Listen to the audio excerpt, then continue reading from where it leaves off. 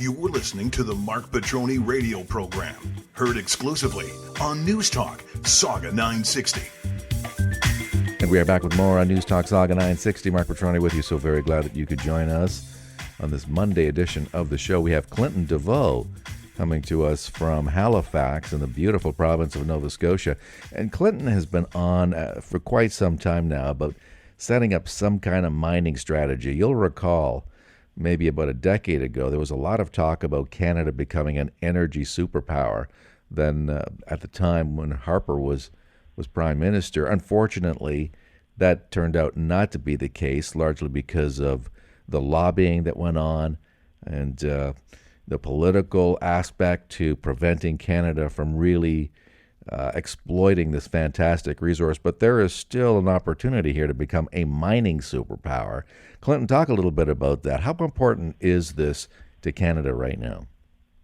Well, I'll tell you, Mark, a national mining strategy is incredibly important and would definitely be in Canada's national interest. But before I go any further, I just want to say good morning to you and your audience. It's a pleasure to be back on your show. Good morning to you.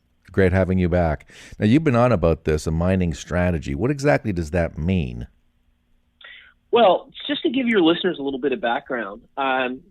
So with all these electric vehicles that are being sold in Europe and Asia and these places, they require a lot of precious metals. So they require specifically things like lithium, stuff like nickel, and things like gold. Now, where this plays into Canada's self-interest is that if we look at the Alberta and Saskatchewan oil sands projects, all of those oil sands projects, they tend to use brine in order to recover oil from the oil sands.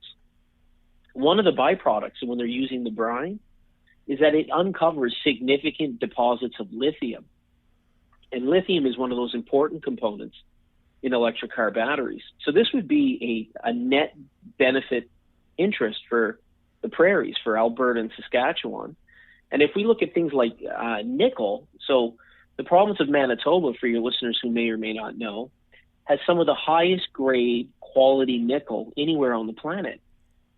So again, this is another one of those areas where we can help our friends and our neighbors and our cousins in the western provinces and the prairie provinces that have been going through a hard time.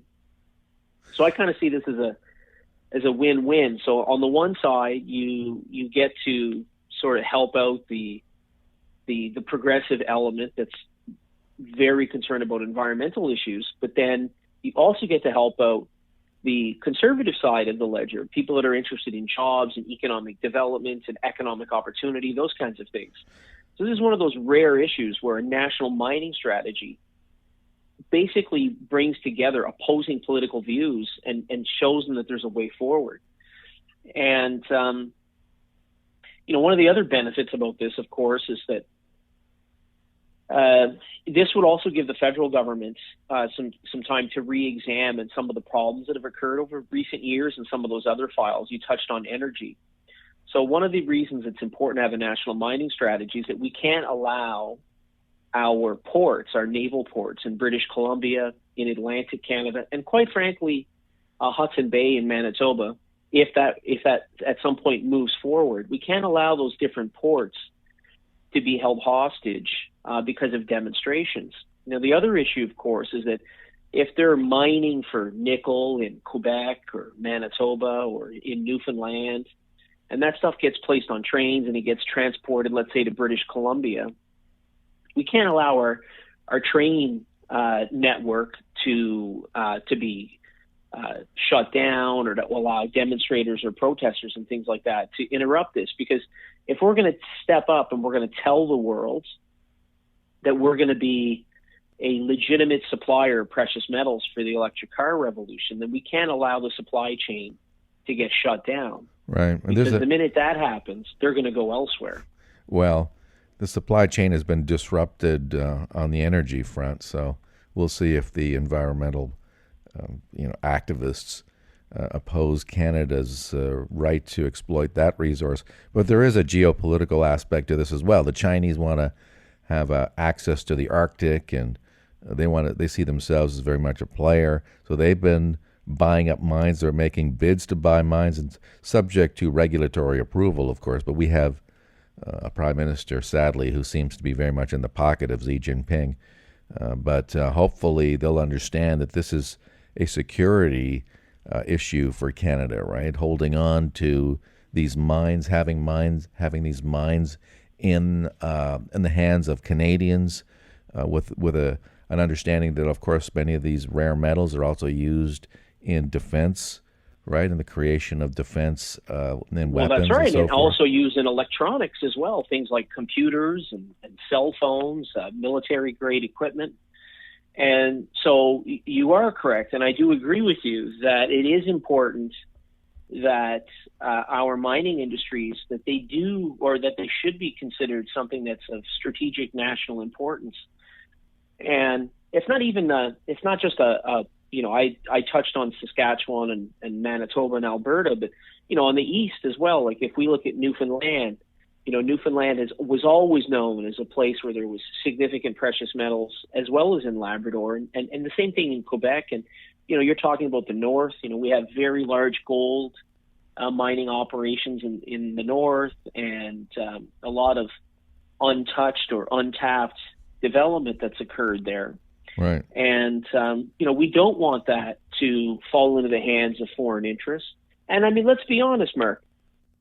If we look at what's happened in Canada over the last 2 decades, most of the time, the federal government of Canada has not done a particularly good job at promoting the mining industry, at developing that industry, of helping out with international supply chains and all of that kind of stuff. And so this is a real opportunity for the various provincial governments, the federal government to come together. Now, when I talk about a national strategy, what that's going to mean is that we can't price ourselves out of the international market.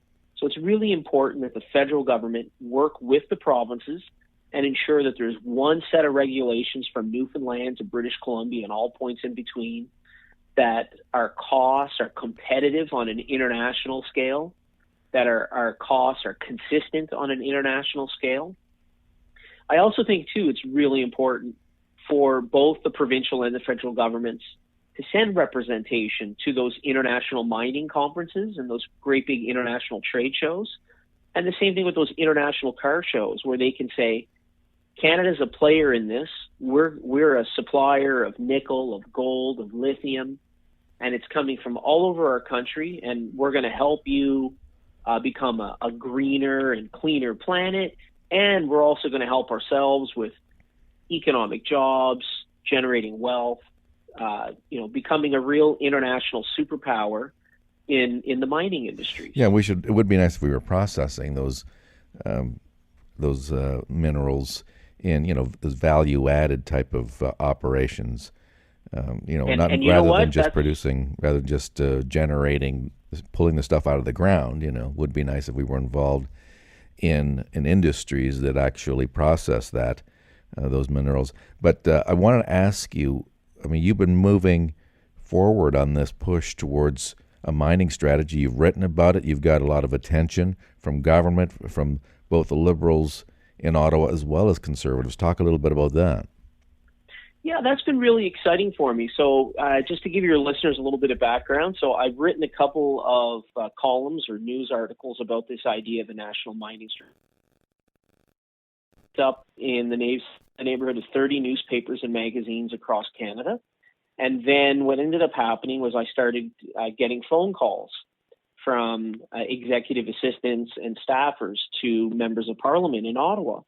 And the next thing you know, I was hearing from Liberals, and I was hearing from Conservatives, and then a number of provincial governments, both Conservative and like the Saskatchewan Party in Saskatchewan, and the Liberals in Newfoundland, and all that sort of thing. And so what I found was that, as I alluded to earlier, was that this is one of these issues that, although it seems a little boring from the outside, when you really kind of dig in, you realize, wow, this is a real jobs opportunity. This is a real opportunity to keep people working, to put more people to work, to build a more prosperous future for the next generation of Canadians. And so what I've discovered is that it cuts across party political lines. And so, I think it's important that there are far more important people than me in this country. I'm essentially a nobody in the big picture. And, we need more spokespeople across the country talking about this issue, about the national security interest that you've alluded to, about the North, foreign interest owning these precious metals, us supplying the international supply chain for electric vehicles. So it's something that I believe that we're going to see the federal government move on at some capacity over the next 18 to 24 months. And I know that because I've been hearing from some of the internal government staffers that are trying to plot a roadmap forward. So that, I find that exciting. Absolutely it is. And, so congratulations for pushing that forward. And so how do people access your content, the writings that you've been doing on this? Yeah, so if they just do a quick Google, they just type in Clinton Desveaux, and they type in electric vehicles or precious metals, all come up in, different magazines and newspapers and my social media channels and all of that kind of stuff. So I'd like to thank you and your audience for giving me this opportunity to talk about a really important issue for all Canadians and for our future as a nation. Absolutely, and thank you for bringing it up. And please keep us abreast of any developments on this front. All right, and that's it for me today. Really appreciate you tuning in on this Monday edition of the Mark Petroni radio program on Saga 960 AM. And let's do it again tomorrow, shall we? See you then. Bye-bye for now.